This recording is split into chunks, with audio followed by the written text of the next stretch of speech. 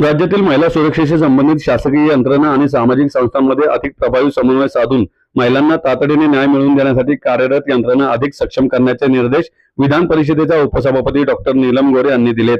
भरोसा सेल, कौटुंबिक संरक्षण अधिकारी आणि समुपदेशन केंद्र यांच्या सेवा एकाच छताखाली उपलब्ध करून देण्यासाठी मानक कार्यपद्धती तयार करण्याच्या सूचनाही त्यांनी दिल्यात।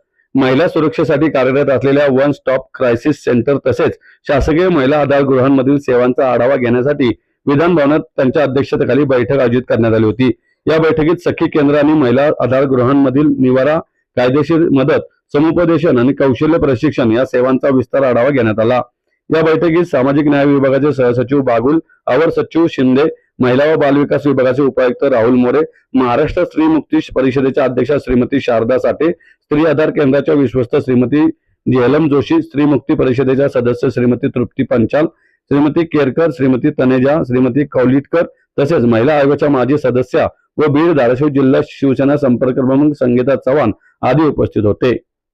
गोरे यांनी सांगितले की संकटग्रस्त महिलांना संरक्षण, न्याय आणि विविध शासकीय योजनांचा लाभ वेळेवर मिळावा यासाठी राज्य शासन कटिबद्ध आहे। महिला व बाल विकास विभागामार्फत राबवण्यात येणाऱ्या सर्व सेवा एकत्रित स्वरूपात उपलब्ध करून देण्यासाठी संबंधित यंत्रणांनी समन्वयाने कार्य करणे आवश्यक असल्याचे त्यांनी सांगितलं।